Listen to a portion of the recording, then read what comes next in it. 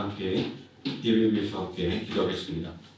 사랑과 은혜가 풍성하신 아버지 하나님, 언제나 우리를 인도하시고 복주심을 감사드립니다. 주중의 귀한 시간도 오늘의 하나님을 경배하며 하나님의 말씀의 힘을 얻기 위하여 모였사오니 이 시간 오늘의 하나님의 말씀으로 우리를 새롭게 해주시고 강건함을 더해 주시오며 하나님을 찬양할 때 찬송 중에 거하시는 하나님 찬송의 은혜와 능력을 우리에게 동일하게 부어주시기를 원합니다. 우리 입을 열어 하나님을 찬양하며 하나님을 일하여 더욱더 기뻐하게 하여 주시옵소서. 예수님의 이름으로 기도드립니다. 아멘. 우리 보좌 앞에 모였네 함께 찬양하겠습니다.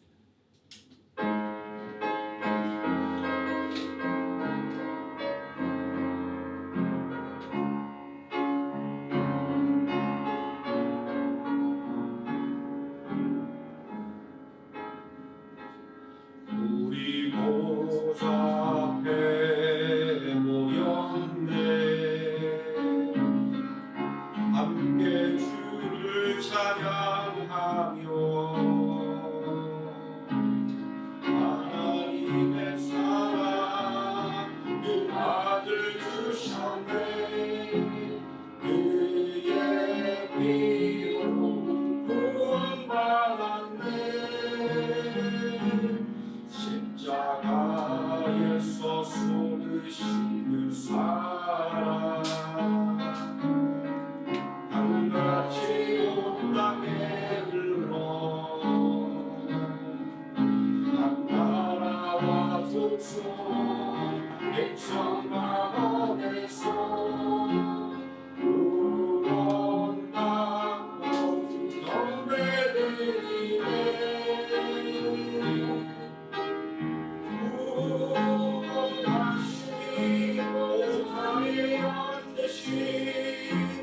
우리 하나님과 어린 양의 있구나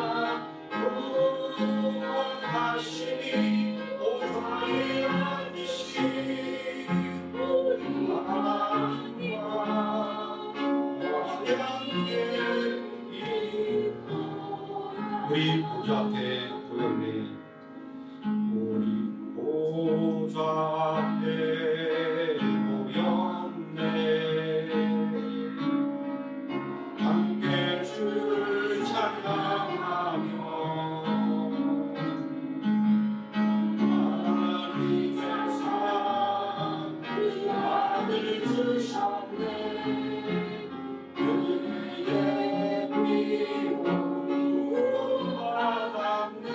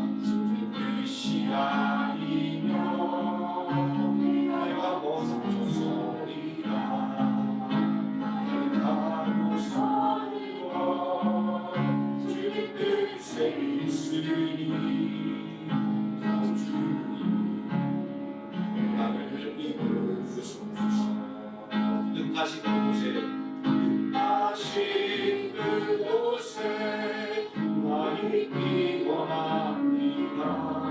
이끄시는 대로 순종하며 살리 연약한 내 영혼 하여 일하소서.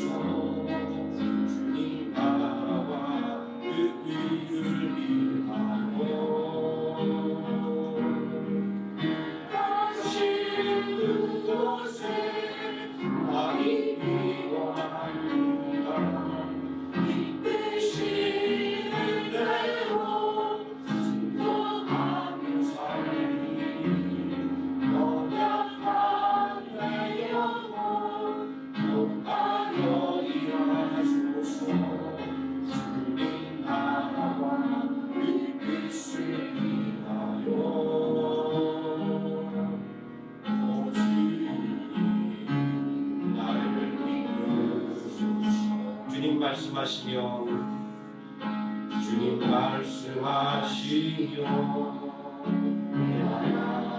나아가리라. 주님 뜻이 아니면 내가 멈춰서리라. 나를 사는 것 주님 뜻에 있으니 주님 나를 이끄소서. 주님 말씀하시오 나아가리라. 주님 뜻이 아니면 내가 멈춰서리라. 나의 가고 서는 것 주님 뜻에 있으니 주님 나를 이끄소서. 다시 그곳에 나의 기원합니다. 이끄시는 대로 순종하며 살리니 연약한 내 영혼 용하여 일하소서. 주님 나라와 그 뜻을 위하여 다시 그곳에 나의 기원합니다.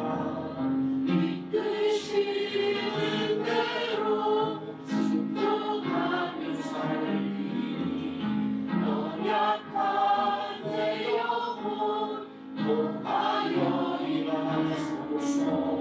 주님 나라와 그 뜻을 위하여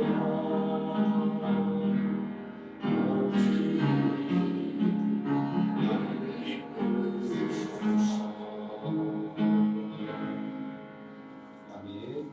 생명 주께 있네. 박수 치면서 함께 찬양하겠습니다.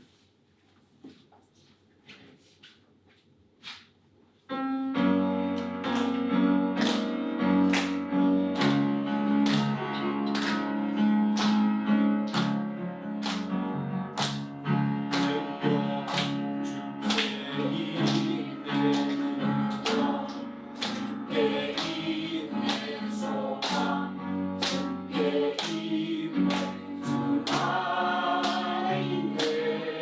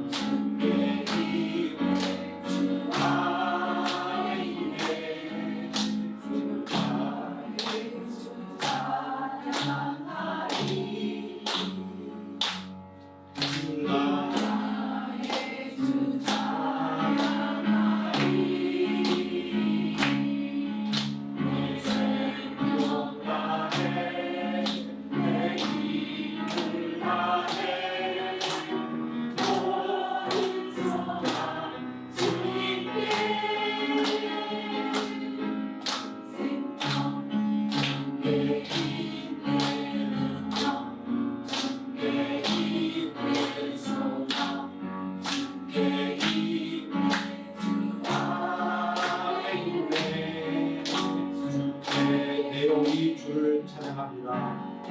내 영이 주를 찬양합니다. 내 영이 주를 찬양합니다. 내 영이 주를 찬양합니다.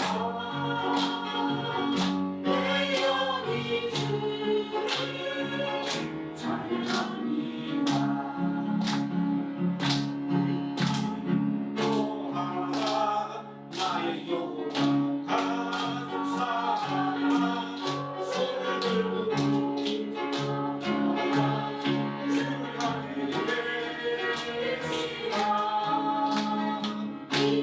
인도하라 나의 영혼아 가슴 사랑아 손을 들고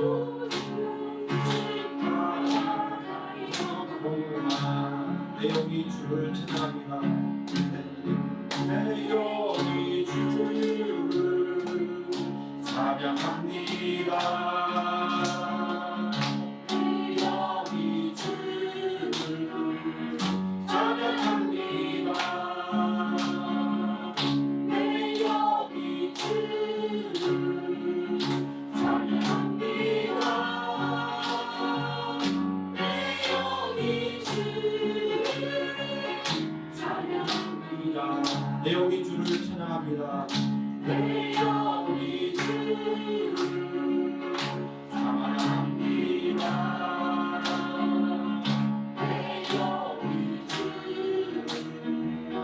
찬양합니다.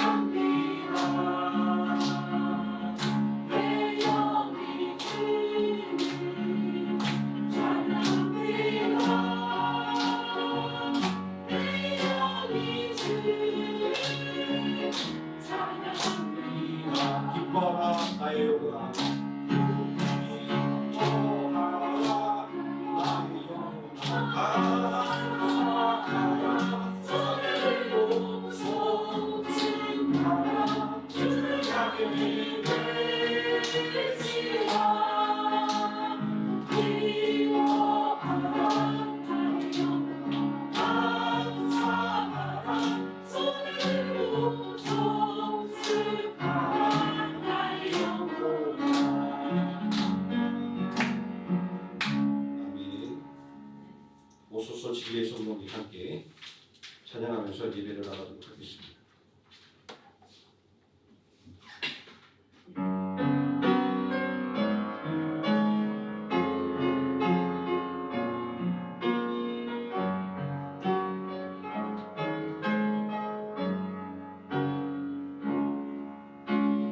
오소서 진리의 성령이 이 땅을 영원히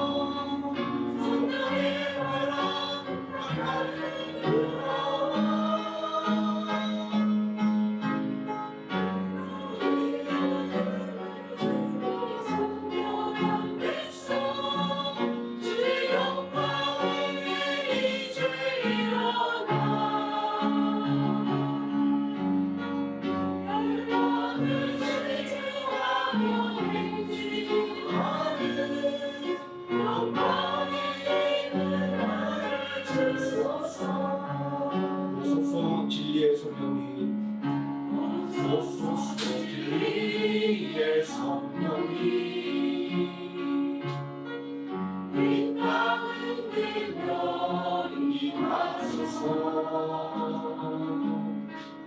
거짓과 강령 죄악의 무너짐이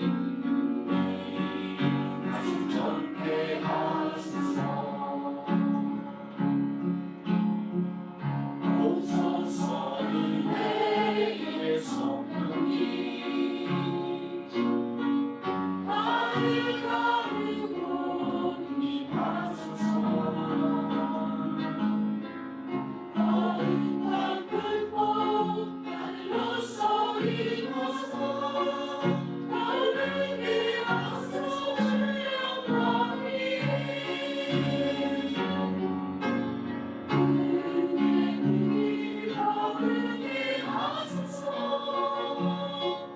진리의 말씀 새롭게 하소서 은혜의 강물을 흐르게 하소서 성령의 바람 나를 불어와 이루어짐을 주의 순결한 백성 주의 영광이 이제 일어나 날람을 질주하며 행진하는 영광의 나라를 주소서 아멘. 사도신경 하심으로 신앙벽 드리겠습니다. 전능하사 천지를 만드신 하나님 아버지를 내가 믿사오며 그 외아들 우리 주 예수 그리스도를 믿사오니 이는 성령으로 잉태하사 동정녀 마리아에게 나시고 본디오 빌라도에게 고난을 받으사 십자가에 못 박혀 죽으시고 장사한 지 사흘 만에 죽은 자 가운데서 다시 살아나시기로 하늘에 오르사 전능하신 하나님 우편에 앉아 계시다가 저리로서 산 자와 죽은 자를 심판하러 오시리라. 성령을 믿사오며 거룩한 공예와 성도가 소급하는 것과 죄를 사해 주시는 것과 몸이 다시 사는 것과 영원히 사는 것을 믿사옵나이다. 아멘. 찬송가 67장 찬송하시겠습니다.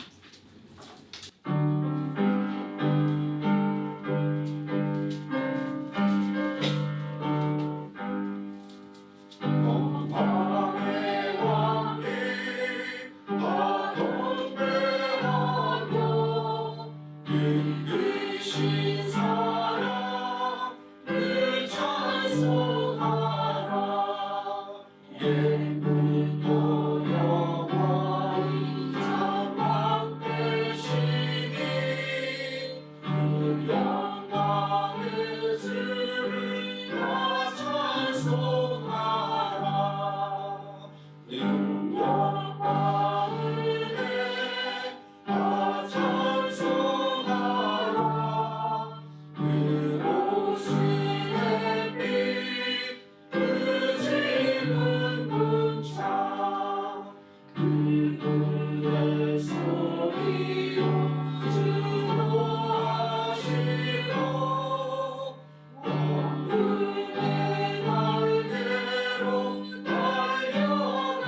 달려가신다 저 아름답고 놀라운 일이 아름다니까 나주의 조화 우리 힘찬 영광의 여자 비나니 정부를 바라는 옷자랑이라 주를 가시 연약한 이생 주를 의지하여 늘 강건하리 온 백성 지으신 만왕이시니 그 자리 영원히 변함없소라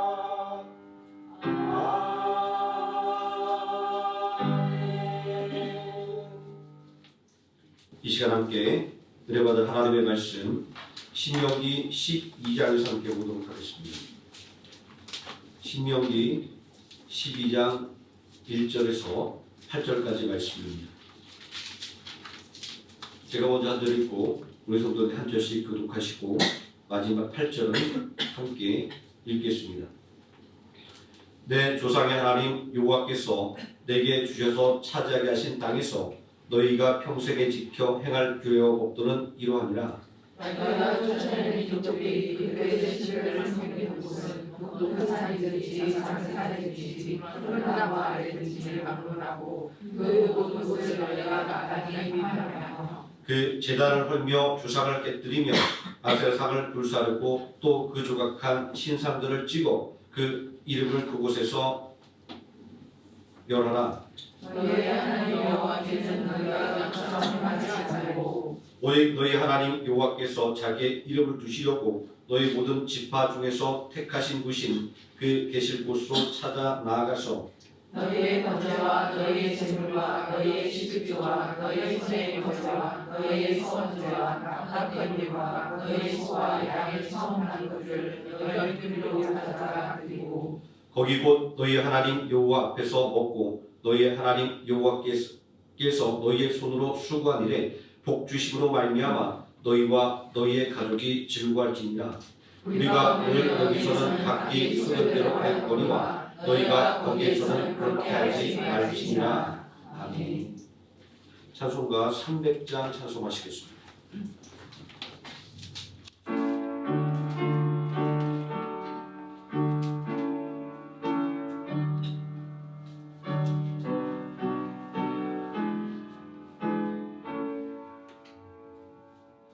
내 마음이 낙심되며 근심에 눌릴 때 주께서 내게 오사 위로해 주시네. 다른 길 닦아가고 괴로운 마음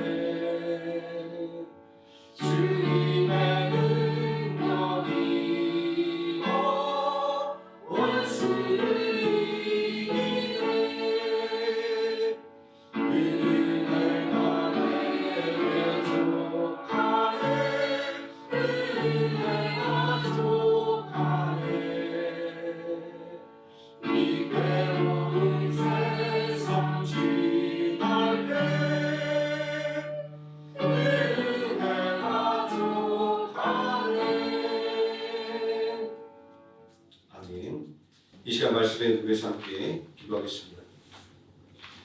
전능하신 아버지 하나님, 늘 언제나 우리와 함께 해주시고 우리의 생명을 보호하시며 또 우리의 삶을 온전히 이끌으심을 감사를 드립니다.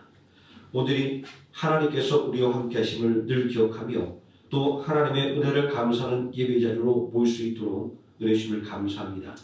이 시간 하나님을 온전히 경배하게 해주시고 하나님의 말씀의 은혜를 온전히 누리는 귀한 시간 될 수 있도록 하나님께서 지키시고 보호하여 주시기를 원합니다.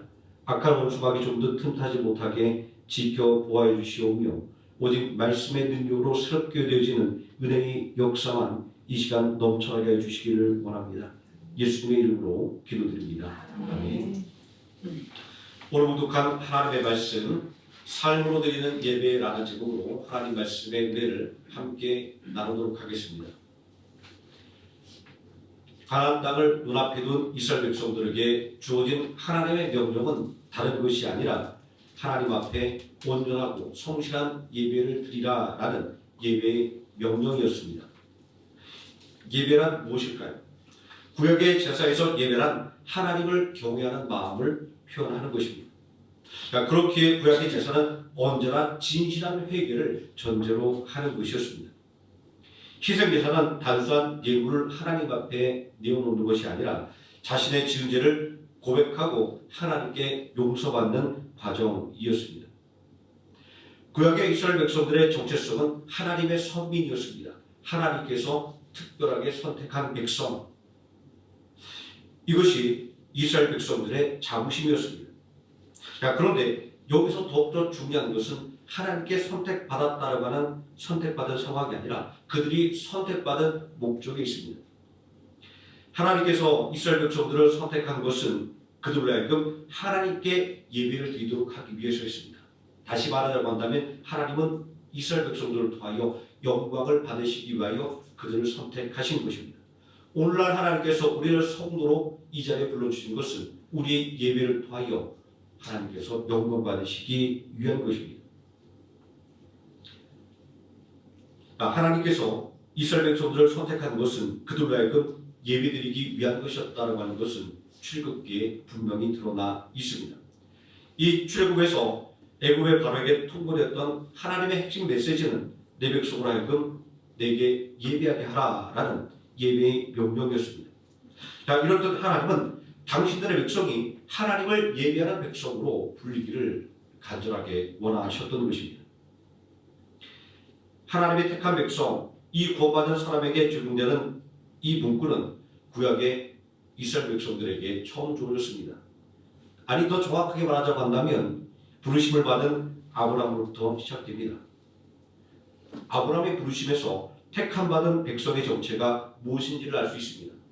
창세기 12장 1절에 여호와께서 아브라함에게 이르시되 너는 고향과 친척과 아버지 집을 떠나 내가 내게 보여줄 땅으로 가라. 하나님의 명령이 기록되어 있습니다. 이 말씀이 의미하는 것은 무엇일까요? 나의 삶의 터전을 버리라는 것일까요? 가족을 버리라는 것일까요? 그것이 아니라 삶의 중심을 하나님께 두라는 말씀입니다. 삶의 터전을 그냥 떠나는 것이 아니라 삶의 기준을 하나님께 두라는 말씀인 것입니다. 갈대아 우르라고 하는 고향과 아버지 집이라고 하는 삶의 근거를 떠나 하나님을 따르려고 명령을 받은 아브라함의 삶은 새로운 삶의 목표를 바라보고 달려가야 하는 모든 사람들에게 적용되는 말씀입니다. 오늘 우리가 함께 읽었던 이 신명기 10장의 말씀을 듣는 대상도 이제 약속의 땅 가나안을 바라보는 이스라엘 백성들입니다. 이들은 광야에서 수많은 실패를 경험했던 사람들이었습니다. 요즘 사람들이 말하는 사람들에게 있어서 감추고 싶은 흑역사를 간직하고 있는 사람들이었습니다. 이런 사람들에게 있어서 새로운 삶의 기회가 주어졌다는 것은 복음일 수밖에 없습니다. 그러나 새로운 삶에는 분명히 새로운 삶의 자세가 필요합니다. 새로운 삶에는 새로운 목표가 필요합니다. 그러하기에 하나님은 부르심의 핵심 가치로 하나님의 말씀에 순종하는 순종을 말씀하고 있는 것입니다. 아브라함의 인생은 순종으로 말미암아 새롭게 시작되었습니다. 약속의 땅을 눈앞에 둔 이스라엘 백성들에게 요구되는 가치도 순종이었습니다. 신명기 12장 1절에 내 조상의 하나님 여호와께서 내게 주셔서 차지하게 하신 땅에서 너희가 평생에 지켜 행할 규례와 법도는 이러하니라 라는 말씀으로 하나님의 말씀에 대한 순종을 강조하고 있습니다. 또 신명기 12장 8절에서는 우리가 오늘 여기서는 각기 소견대로 하였거니와 너희가 거기서는 그렇게 하지 말지니라 라는 말씀으로 역시 하나님의 말씀에 대한 순종을 강조하고 있습니다. 하나님의 부르심의 핵심은 세상과 구별됨에 있습니다. 자, 여기서 말하는 것은 무엇과 무엇인지 구별 가능하다는 의미이지 분리되다라는 의미가 아닙니다. 자, 여기서 말씀하고 있는 하나님의 거룩의 의미는 세상의 가치관과 구별되는 것, 세상의 욕망과 구분되는 것을 말합니다. 간혹 이 거룩하다라는 의미를 세상의 가치관을 배척하는 것, 또 세상의 욕망을 모조리 죄악된 것으로 잘못 이해하는 사람들이 있습니다. 그래서 극단적인 거룩함을 추구하기 위해서 세상과 단절된 삶을 추구하는 둔파의 사람들이 있습니다. 우리 모두가 분할 수 없는 것은 우리 모두는 그냥 일반적으로 교회에서 말해주고 있는 죄악된 세상 속에서 살고 있다라는 것입니다. 우리는 이 죄악된 땅에서 일하고 그 숲의 열매를 먹는 것을 통해서 생활하면서 세상을 무조건 악하다고 말하는 것은 너무나 모순적입니다. 교회는 선하고 세상은 악하다라고 하는 이런 이유법적인 사고를 우리는 좀 버려낼 필요가 있습니다. 애굽에서 종살이하던 이스라엘 백성들이 구원받고 나아간 땅은 천국이 아니라 가나안 땅이었습니다. 비록 약속의 땅이라 불리고 있음에도 불구하고 그곳이 천국이 아니었다는 것을 우리는 아주 중요하게 생각을 해야 합니다. 하나님의 택함받은 이스라엘 백성들에게 거룩한 삶을 요구하고 있습니다. 자, 앞에서 말한 바와 같이 거룩함이라고 하는 것은 세상과 구별됨이라는 의미입니다. 자, 다시 말해서 이스라엘 백성들에게 요구된 거룩은 세상에서 하나님의 백성이라고 하는 증거를 보이는 삶을 살아라라는 것이었습니다. 자, 그러면 이스라엘 백성들은 무엇으로 세상과 구별될 수가 있었을까요? 무엇을 통해서 우리는 하나님의 백성이라고 하는 것을 세상에 보여줄 수가 있었을까요? 하나님은 이스라엘 백성들을 하나님께 예배하는 백성이다라고 불렀습니다. 애굽에 바로게 하셨던 말씀도 내 백성으로 하여금 내게 예배하라라는 것이었습니다. 이 예배는 하나님을 경배하는 예식입니다. 이 구약시대의 예배는 희생제사가 중심이었습니다. 그리고 바벨론 포로 시대부터 더 이상 성전 중심의 희생제사를 드릴 수 없는 상황 속에서 그들은 하나님의 말씀을 읽고 배우고 하는 것으로 이 말씀의 예배로 전환을 시켰습니다. 이제 말씀의 중심의 예배가 의미하는 것은 예배가 우리들의 삶 속에 이전보다 더 깊숙이 들어왔다라는 것을 의미하는 것입니다.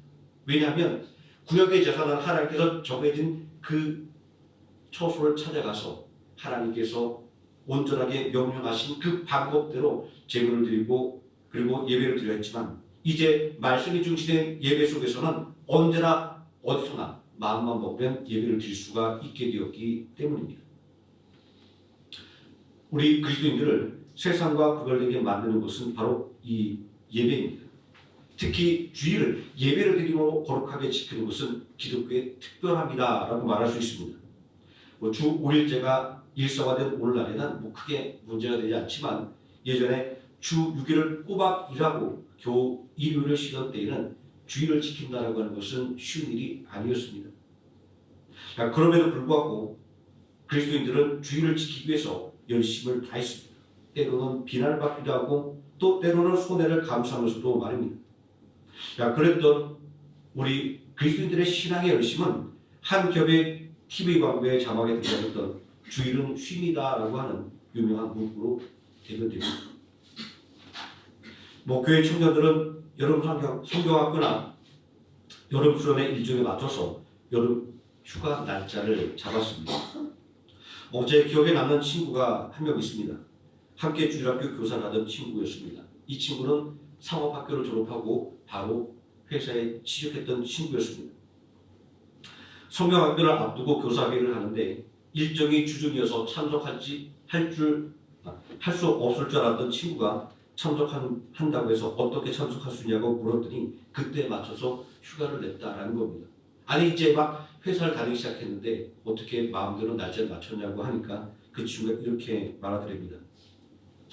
여름 성경학교가 시작되는 7월 말경은 대부분 휴가가 시작되는 때이기 때문에 회사에 직급이 높은 사람이나 아니면 연차가 높은 사람부터 날짜를 정해가고 그리고 신입들은 나중에 남는 날짜를 가는 게 일반적이었습니다.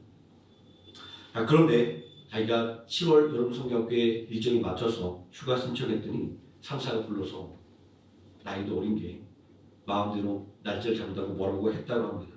그때 이 친구가 이렇게 이야기했다고 합니다. 나는 그리스도인이고 나는 주일 교사를 하는데 나는 여름 성경학교 일정에 맞춰서 휴가를 사용하겠다라고 이야기하고 내가 내 필요한 사정에 맞춰서 휴가도 못 낸다고 한다면 난 이런 회사 난 못 다니겠다라고 이야기했다고 합니다. 그랬더니 상사가 웃으면서 야, 네 마음대로 해라 라고 해서 자기가 여름 성경학교 날짜에 맞춰서 휴가를 받았다라고 이야기를 합니다. 또 어떤 친구들은 자신이 회사 때문에 일정 마치지 못하면 대학 다니는 친구들에게 자신 대신 자기의 반을 맡아달라고 부탁했던 이런 친구들 있었던 기억이 납니다. 30년이나 지난 이야기지만 제 마음속에 늘 남아있는 이야기입니다. 자, 하나님께서 이토록 우리를 예배자로 부르신 이유는 무엇일까요? 이스라엘 백성들을 예배자로 부르신 그 이유를 통해서 알아보고자 합니다.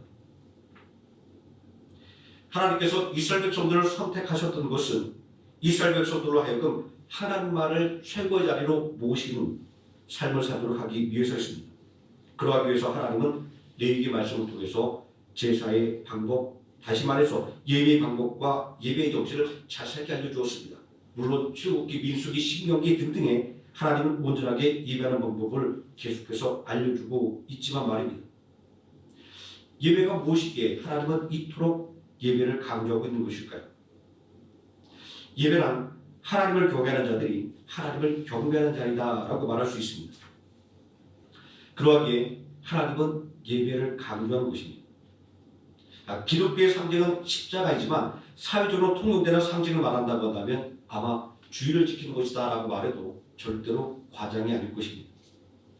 다시 말해서 세상들이 말하는 일요일에 교회 가서 예배 드리는 것, 그것이 우리 그리스도인들의 정체성이라고 말할 수 있습니다. 기독교의 유무를 가리키는 것을 우리는 주의를 지키는 것으로 우리 스스로도 여기고 있기 때문입니다. 종교의식을 조사해보면 유럽에서는 자신이 교회 다니지 않아도 나는 기독교인이라고 대답하는 사람들이 많다고 합니다. 그런데 유독 한국에서만큼은 교회를 가끔 다니고 있음에도 불구하고 당신의 종교가 무엇이냐고 물으면 나는 무교라고 대답하는 사람들이 많다라고 합니다. 그만큼 내가 예배를 어떻게 드리느냐 하는 것이 바로 우리가 생각하고 있는 기독교의 핵심 가치 그리고 성도의 핵심 가치라고 하는 것을 알 수가 있습니다. 오늘날 우리의 신앙을 위협하고 있는 것은 혼란과 박해가 아닙니다. 예배부터 멀어지게 만드는 여러 가지 삶의 요소들이 있습니다. 오늘날 우리를 예배로부터 멀어지게 만드는 요소들이 얼마나 많이 있습니까? 물론 이것은 단순하게 우리가 불가피하게 예배를 빠지게 만드는 상황을 말하는 것이 아닙니다. 구체적으로 말한다고 한다면 출장을 가거나 여행을 가거나 아니면 시험이 있거나 아니면 너무나도 피곤해서 아니면 질병으로 인해서 우리는 예배를 빠지는 경우가 있습니다. 하지만 이런 것들이 우리를 예배로부터 멀어지게 만드는 요소는 아니다라는 것입니다. 우리를 예배로부터 멀어지게 만드는 상황들, 약속의 땅 가나안의 격으로 받은 이스라엘 백성들도 동일하게 겪었던 문제였습니다. 그러므로 우리는 이스라엘 백성들을 통해서 우리를 예배로부터 멀어지게 만드는 것이 무엇인가라는 것을 알아볼 수 있습니다.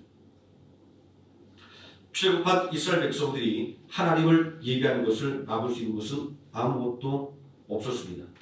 누구의 간섭도 받지 않고 아주 자유롭게 하나님을 경배할 수 있는 여건이 마련된 것이 광야였습니다.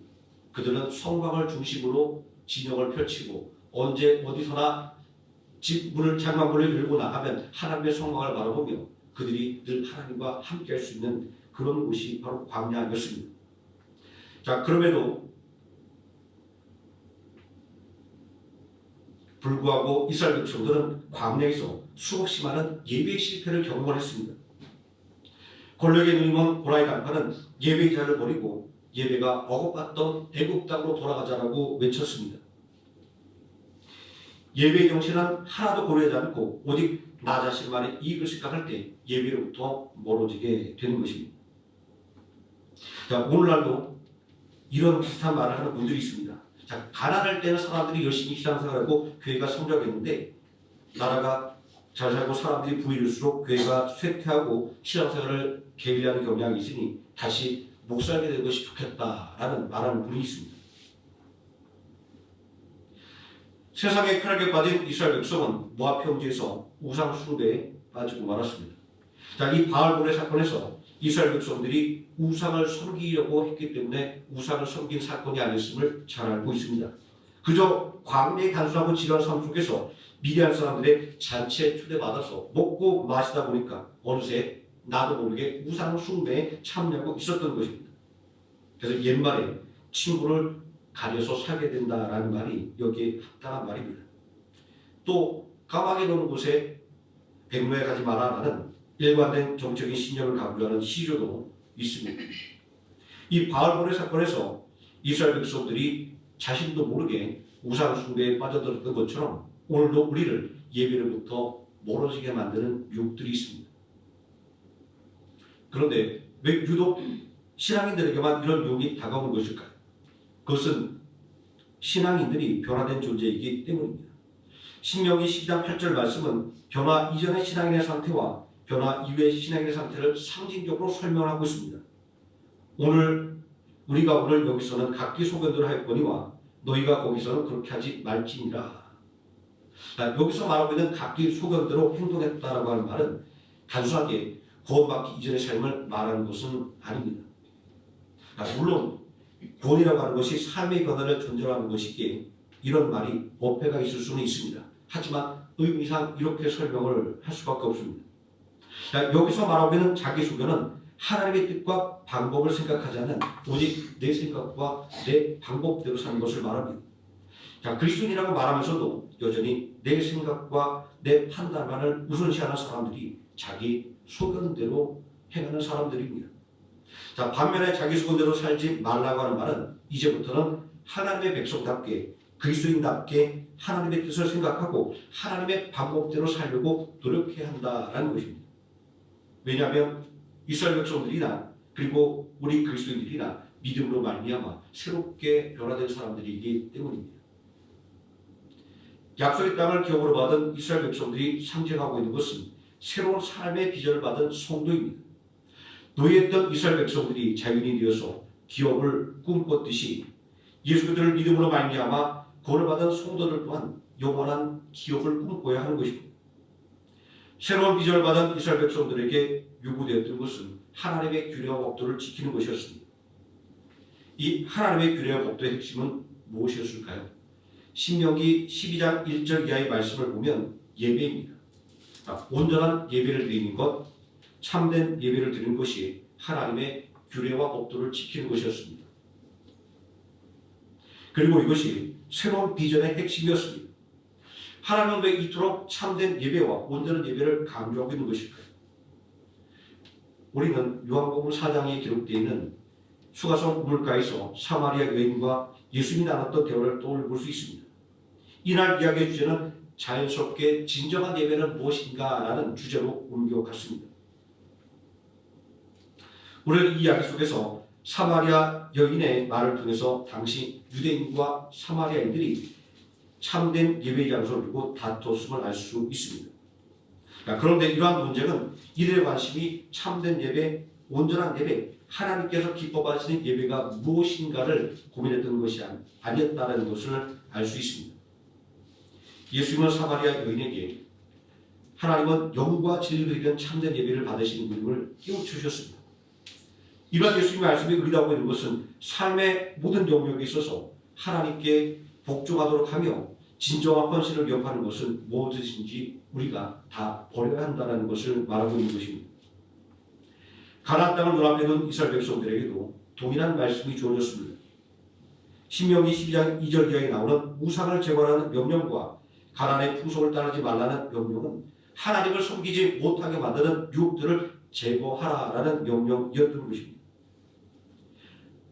이스라엘 백성들이 모압 평지에서 겪었던 바알볼의 사건은 누구나 유혹에 빠질 수밖에 없는 연약한 존재라는 것을 증명하는 것입니다. 견물생식이라는 말이 있습니다. 물건을 보면 그 물건을 갖고 싶은 생각이 나는 것입니다. 삼국시대 신라의 명장 김유신은 젊은 시절 술만 마시면 천관이라는 기생을 찾아갔습니다. 그가 더 이상 이제 천관이라는 기생을 찾아가지 않기로 결심했는데 그가 취해 잠든 동안 그가 타던 말은 습관대로 기생 천관의 집으로 향했습니다.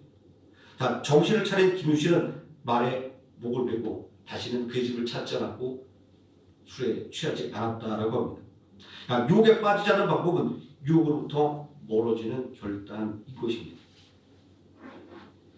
약속의 땅을 눈앞에 둔 이스라엘 백성들에게 이런 경고가 주어졌던 것은 그들이 광야에서 수없이 많은 실패를 경험했기 때문입니다. 이들이 겪었던 실패의 원인은 대단한 것이 아니었습니다. 그저 남보다 높아지고 싶은 생각, 좀 맛있는 음식을 먹고 싶은 욕망, 인생을 즐겼으면 하는 이런 평범한 생각들이 그 원인이었음을 알 수 있습니다. 그런데 이런 생각들은 우리 모두가 다 동일하게 갖고 있는 생각입니다. 그런데 무엇 때문에 문제가 된 것일까요? 그것은 그들이 이런 욕망을 가졌기 때문에 문제가 아니라 그들 마음속에, 그들의 삶 속에서 감사가 사라졌기 때문입니다. 최고비라는 권에 대한 감사가 사라지자 서로 비교하기 시작했습니다. 그러자 남보다 덜 가진 게 보였습니다. 불만이 생겼고 원망이 시작되었습니다. 감사가 사라져버린 것입니다. 광야에서 주셨던 만나는 생명의 양식, 하늘의 양식으로 불렸습니다. 얼마나 그들이 만나를 감사하게 생각했는지를 잘 알려주는 그런 이름입니다. 그런데 감사가 사라지자 만나는 너무 많이 먹어서 이제는 먹기 싫은 음식이 되어버렸습니다. 냄새도 맡기 싫고 먹기도 싫은 그런 음식이 되어버렸습니다. 그래서 그들은 옛날 노이스에 먹었던 음식이 그립다라고 말하기 시작합니다. 성경은 이러한 이스라엘 백성들의 모습을 탐욕이라고 진단하고 있습니다. 탐욕이라는 것은 지나친 욕심입니다. 한계가 없는 욕심을 말합니다. 매일 먹는 만나가 지렸으니 고기를 달라고 했던 요구가 왜 하나님의 심판을 받았는지 알려주는 평가입니다.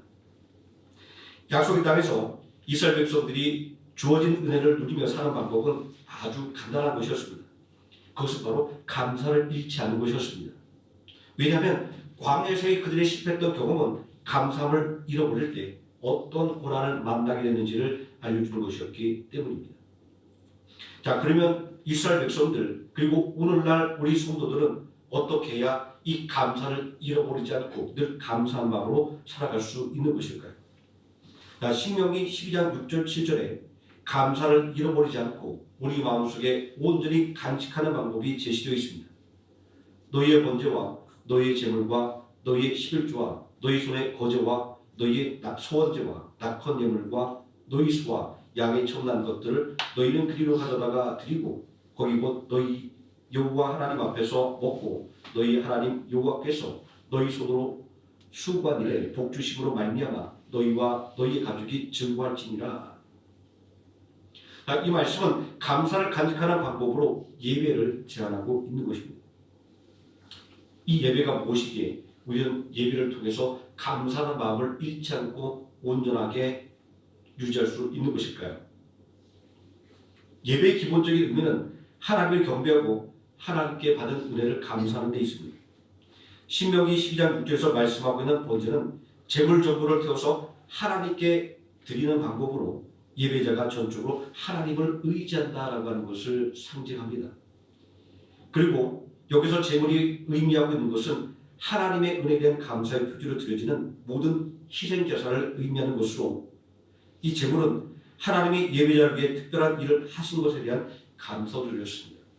내가 하나님께 받은 은혜가 있기에 내가 하나님께 이 예물을 드린다라는 것이 희생제사의 기본적인 의미였던 것입니다.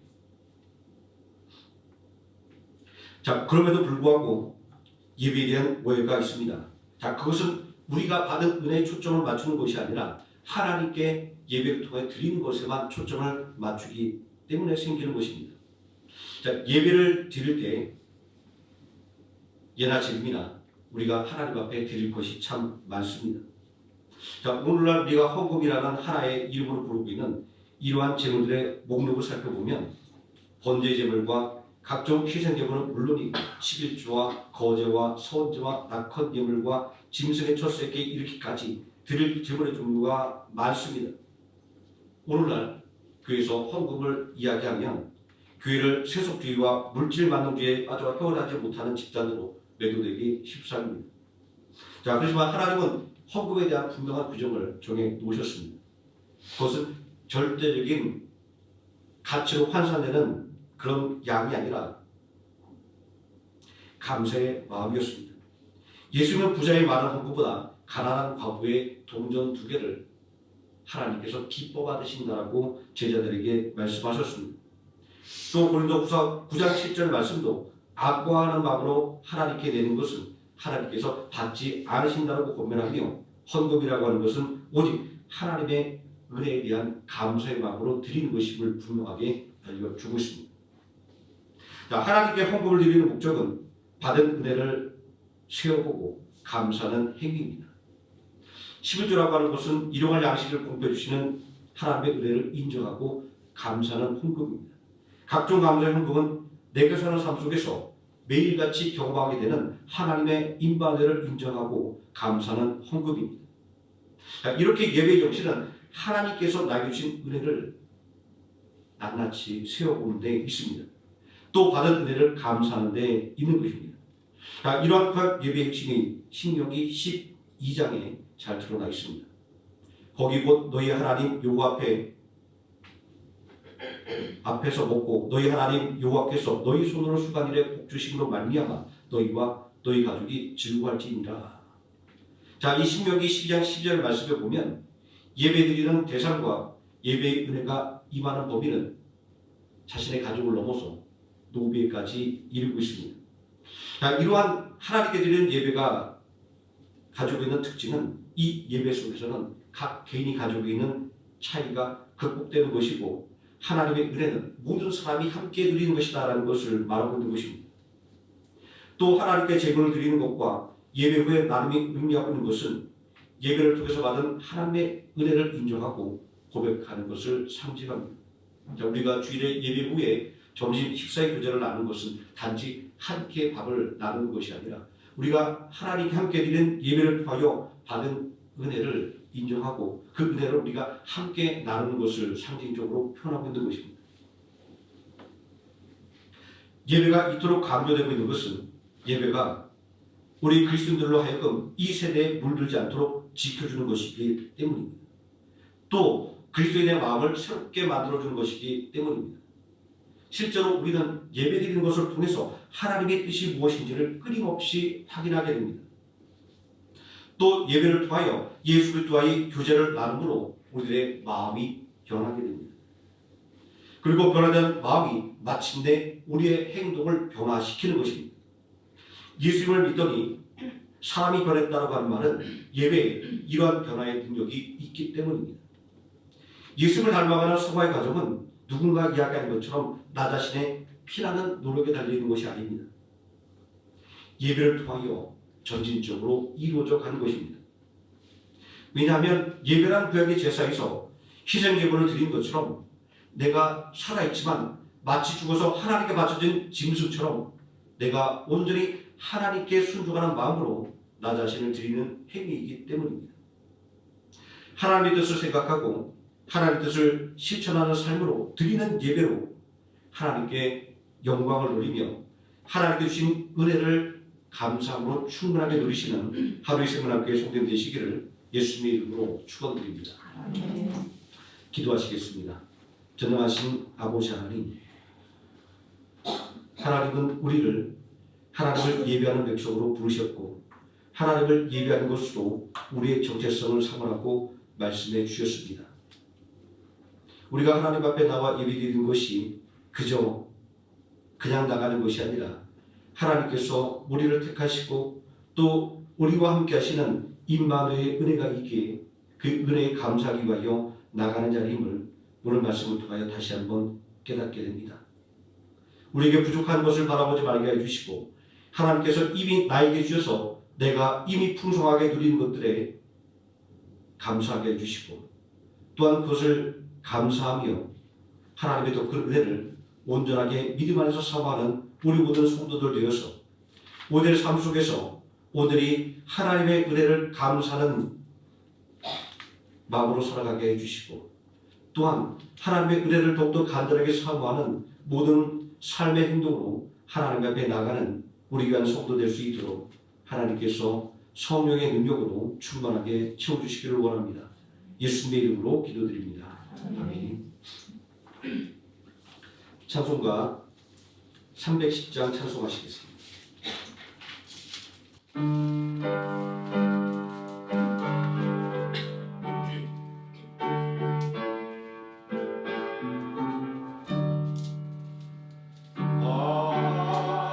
하나님의 은혜로 있을 데 없는 자 내 구속하여 주는지 말할 수 없도다. 내가 믿고 또 의지하는 내 모든 형편 하시는 주님 늘도 해주실 것을 나는 확실히하네. 내게 굳센 믿음과 오름 주셔서 내 마음이 항상 너란지 말할 수 없도다. 내가 믿고 또 의지하는 내 모든 형편 하신 주님 늘도 해주실 것을 나는 확실히하네. 내게 성령 주셔서 내 마음 감동해. 주 예수 믿게 하는지 말할 수 없도다. 내가 믿고 의지하는 내 모든 형편 하신 주님 늘도 해주실 것을 나는 확실히하네. 주 언제가 임하실지 봄밤에 온낮에 또 주님 만날 그곳도 나갈 수 없도다. 내가 믿고 또 의지하는 내 모든 형편 하신 주님 늘도 해주실 것을 나는 확실히하네. 지금은 우리를 구원하신 예수 그리스도의 은혜와 우리를 구원하기 위하여 독생자 예수 그리스도를 십자가에 내어주신 성부 하나님의 사랑과 오늘도 우리와 함께 동행하시는 성령 하나님의 임마누엘이 오늘 우리에게 주신 하나님의 은혜를 늘 마음속으로 헤아려보며 또 감사함으로 예배의 삶을 살기를 다짐하는 모든 성도들 머리 위에와 하루의 생활함께 머리 위에 지금부터 영원토록 함께 계실지어다. 아멘.